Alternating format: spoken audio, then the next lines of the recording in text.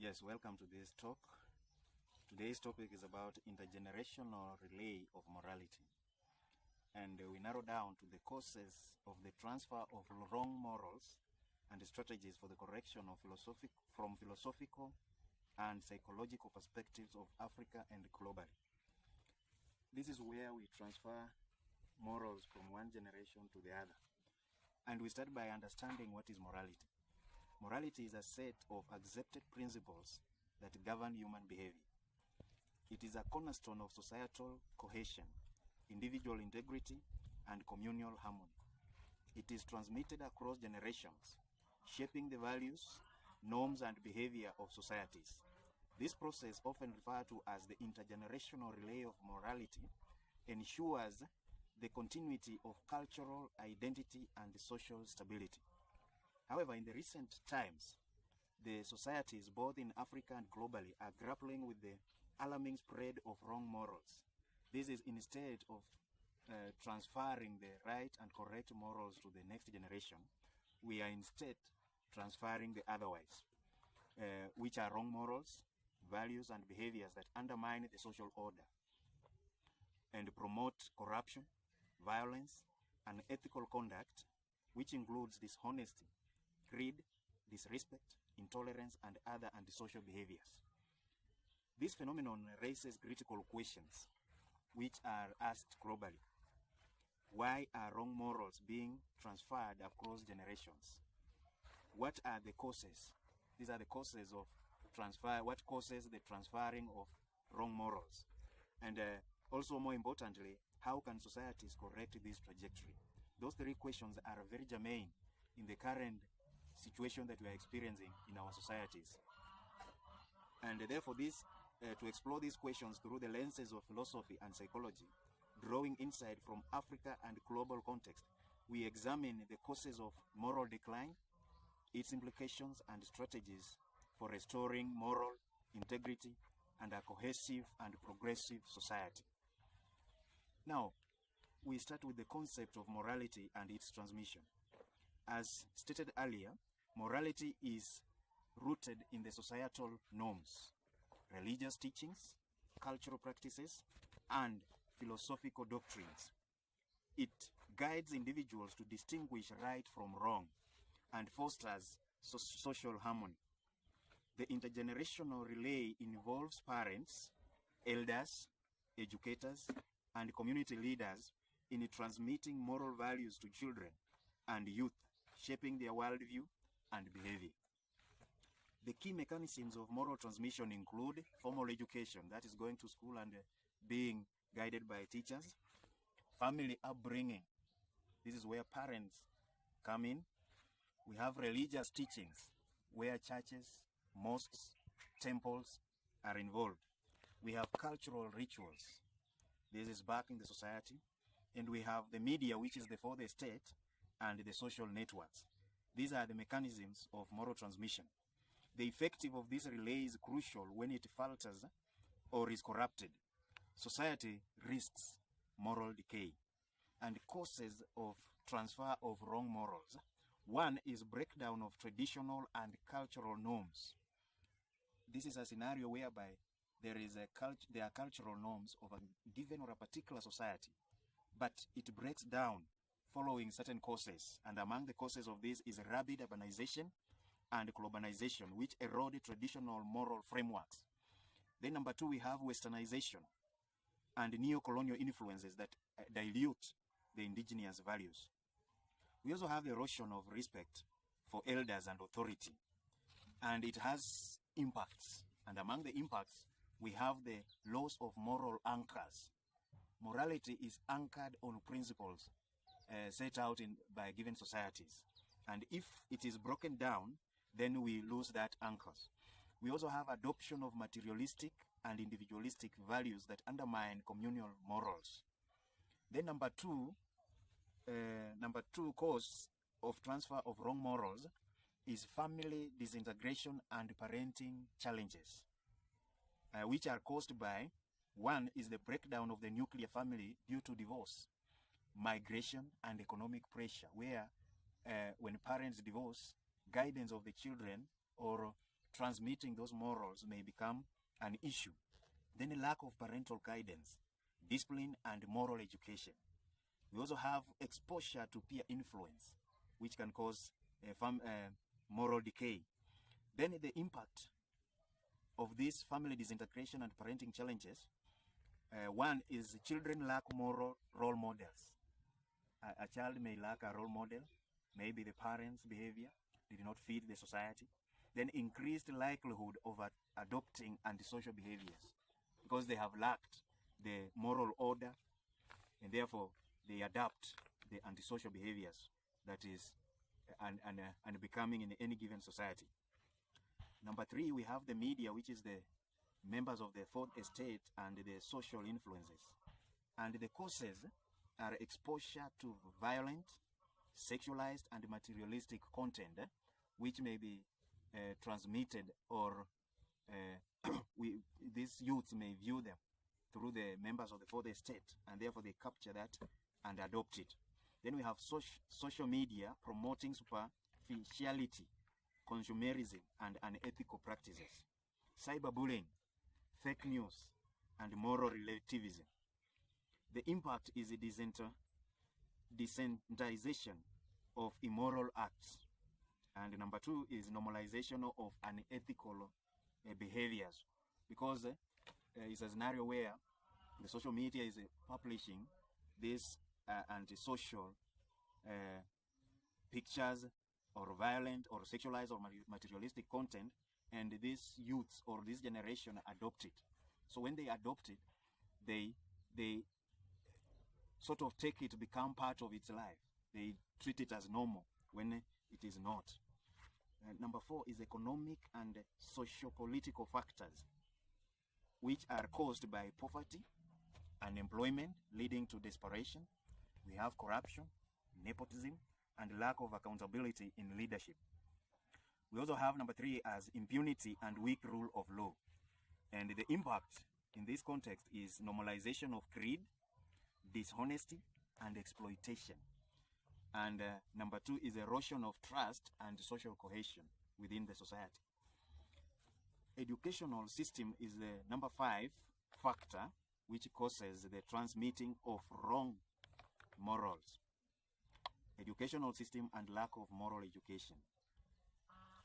It is caused by focus on academic achievement over moral and character education. The formal education focuses on the academic achievement, the best performance in schools, and more or less ignore the moral and character education to the generation. Then we have lack of emphasis on ethics, civic responsibility, and life skills. We also have number four as in academic teacher training and moral instruction, which is impacted by the youth to lack moral compass and social responsibility. And the impact now of transferring wrong morals. The impact number one is social decay. We have increased crime, corruption, and violence. We have erosion of trust. We have diminished social capital and community cohesion. We have number four, economic decline. Number five, unethical practices undermine fair trade and investment. We have political instability. We have leaders promoting nepotism and corruption that erode democracy. We have loss of cultural identity and diminished respect for indigenous values. The philosophical perspective of morality and its transfer. In African philosophy, we have the philosophy number one, Ubuntu philosophy, whose central to many African cultures, Ubuntu emphasizes communal harmony, compassion, respect, and shared morality, which we say, I am because we are. Then the cause of wrong morals is disconnection from Ubuntu due to urbanization and individualism, erosion of communal values leading to selfishness and greed. We have correction of strategies to reinforce the Ubuntu philosophy.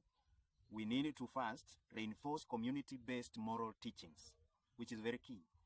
Then number 2, we have to promote indigenous proverbs, stories, and ritual emphasizing Ubuntu, Africanism. Then we have traditional ethics as also a part of African philosophy. We need to respect elders, ancestors, and communal decision making that causes the decline. We have 1, displacement of traditional authority, and the correction to this is revive cultural practices emphasizing moral education.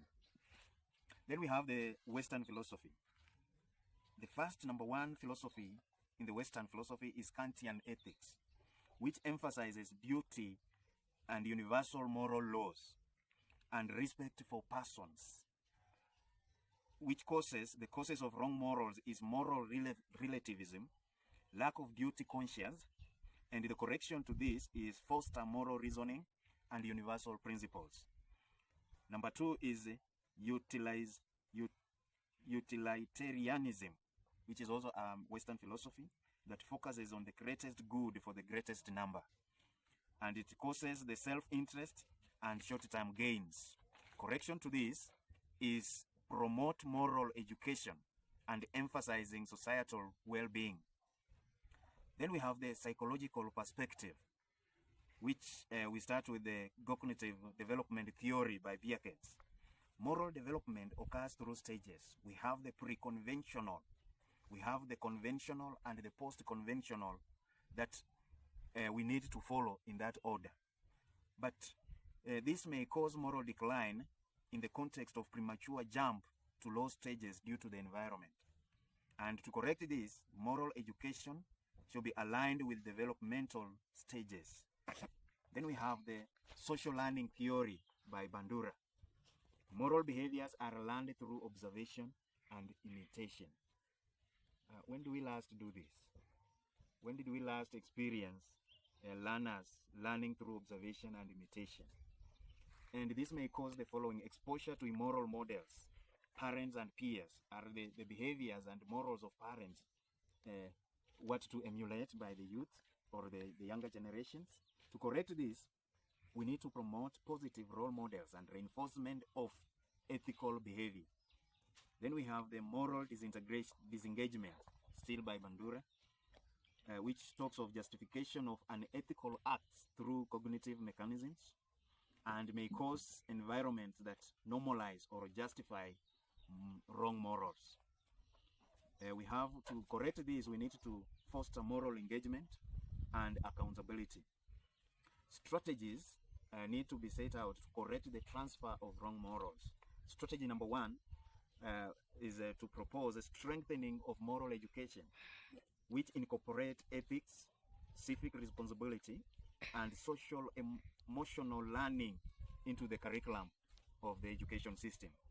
We also have to use the storytelling, proverbs, and cultural narratives to reinforce indigenous morals. We also have to promote community-based moral workshops, which I think currently we have none. Strategy number 2 is reinforcing family and community roles by parent training programs on moral guidance and discipline. Number 2, we also need to have community dialogues to revive shared values. And number 3 is engage elders and religious leaders as moral custodians, who we may treat as the custodians of the shrine in moral education. Number 3 is promoting positive role models by highlighting stories of morally upright leaders and youth. We have leaders who are morally upright. When we highlight the stories by the members of for the state, stories about those leaders, it may promote the positive role model. Then use media campaign to showcase integrity and honesty within the society. Number 4 is media and technology. How strategies we need to apply for media and technology is to regulate content that promotes ethics. Number 2 is social media for moral awareness campaigns. We need also to encourage the youth-led moral movements. Number 5 is policy and institutional reforms. policy and institutional reforms within the society, which, among others, include enforce laws against corruption, violence, and child abuse. We also have number 2, support institutions promoting civic and moral education. Support those institutions. And we also have foster partnerships among governance and civil society, including the private sector. Strategy number 6 is cultivating a culture of reflection and dialogue. Schools, churches, and community centers to facilitate moral discussions. Then we also have to promote critical thinking and moral dilemmas. It's also a strategy that can be used. Then strategy number 7 is addressing social economic roots, which among others include the reduction of poverty and inequality among societies. We have to promote unemployment and social justice. We also need to strengthen governance and accountability. Lessons that we need to learn from the transmitting of wrong morals in Kenya and even the world. In Kenya, we have the national values and principles of governance that emphasize integrity and lawfulness. We have the Kenya Moral Education Curriculum, which aims to instill the virtues that are accepted. We also have challenges including corruption, tribalism, and urban drift. Majorly the two, corruption and tribalism, is very, very key, especially in our country. Then the strategy is we need to have community dialogues, leadership, training, and youth mentorship programs. This is a strategy that will need, as a country, need to incorporate in its policies to ensure that the generational transfer of wrong morals is not continued. Then globally we have Finland. Finland's comprehensive civic education that fosters strong moral values. We have a country called Singapore that is strict laws and societal discipline promote integrity. Then South Korea's emphasis on Confucian values and education that emphasizes respect and filial piety. In a nutshell, the intergenerational relay of morality is vital for societal stability and progress. The transfer of wrong morals results from complex socio-cultural, economic, and psychological causes threatening the societal social cohesion and development.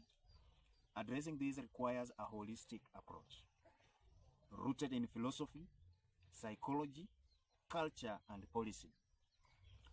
By revitalizing indigenous values, promoting moral education, fostering role models, and addressing social economic roots in societies, both in Africa and worldwide, can guide future generations towards ethical behavior and social harmony and sustainable growth.